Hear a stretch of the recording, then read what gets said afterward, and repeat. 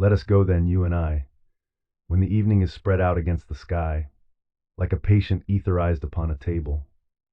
Let us go through certain half-deserted streets, the muttering retreats of restless nights in one-night cheap hotels and sawdust restaurants with oyster shells, streets that follow like a tedious argument of insidious intent to lead you to an overwhelming question. Oh, do not ask, what is it? Let us go and make our visit. In the room, the women come and go, talking of Michelangelo, the yellow fog that rubs its back upon the window panes, the yellow smoke that rubs its muzzle on the window panes, licked its tongue into the corners of the evening, lingered upon the pools that stand in drains, let fall upon its back the soot that falls from chimneys, slipped by the terrace, made a sudden leap, and seeing that it was a soft October night, curled once about the house and fell asleep. And indeed there will be time, for the yellow smoke that slides along the street, rubbing its back upon the window panes. There will be time, there will be time, to prepare a face to meet the faces that you meet. There will be time to murder and create, and time for all the works and days of hands that lift and drop a question on your plate. Time for you and time for me, and time yet for 100 indecisions, and for 100 visions and revisions, poo before the taking of a toast and tea. In the room, the women come and go, talking of Michelangelo. And indeed there will be time to wonder, do I dare, and do I dare?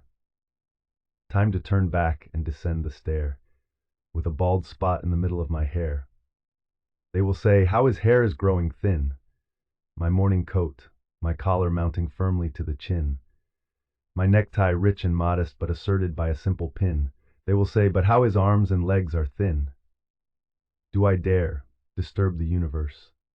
In a minute there is time for decisions and revisions which a minute will reverse. For I have known them all already, known them all. Have known the evenings, mornings, afternoons. I have measured out my life with coffee spoons. I know the voices dying with a dying fall beneath the music from a farther room. So how should I presume?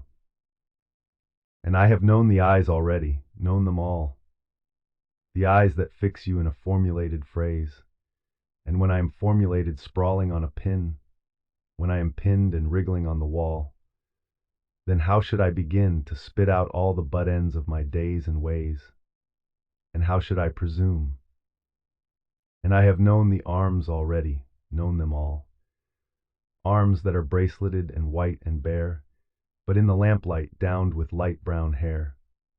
Is it perfume from a dress that makes me so digress? Arms that lie along a table or wrap about a shawl. And should I then presume? And how should I begin? Shall I say, I have gone at dusk through narrow streets, and watched the smoke that rises from the pipes of lonely men in shirt sleeves leaning out of windows? I should have been a pair of ragged claws, scuttling across the floors of silent seas. And the afternoon, the evening, sleeps so peacefully. Smoothed by long fingers, asleep, tired, or it malingers, stretched on the floor here beside you and me. Should I, after tea and cakes and ices, have the strength to force the moment to its crisis? But though I have wept and fasted, wept and prayed, though I have seen my head, grown slightly bald, brought in upon a platter, I am no prophet, and here's no great matter. I have seen the moment of my greatness flicker, and I have seen the eternal footman hold my coat and snicker, and in short I was afraid. And would it have been worth it, after all? After the cups, the marmalade, the tea, among the porcelain, among some talk of you and me, would it have been worth while to have bitten off the matter with a smile, to have squeezed the universe into a ball, to roll it towards some overwhelming question, to say, I am Lazarus, come from the dead, come back to tell you all, I shall tell you all. If one, settling a pillow by her head, should say, that is not what I meant at all, that is not it at all. And would it have been worth it, after all? Would it have been worthwhile After the sunsets and the dooryards and the sprinkled streets, after the novels, after the teacups, after the skirts that trail along the floor, and this, and so much more. It is impossible to say just what I mean, but as if a magic lantern threw the nerves in patterns on a screen. Would it have been worthwhile if one, settling a pillow or throwing off a shawl, and turning toward the window should say, "That is not it at all. That is not what I meant at all."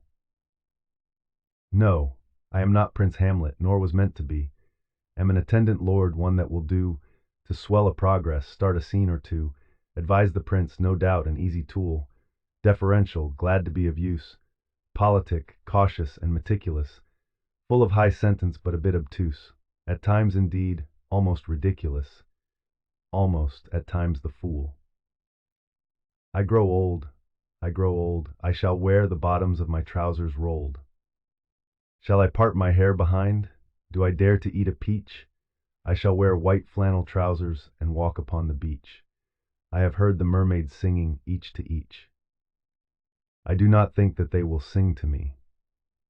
I have seen them riding seaward on the waves, combing the white hair of the waves blown back, when the wind blows the water white and black.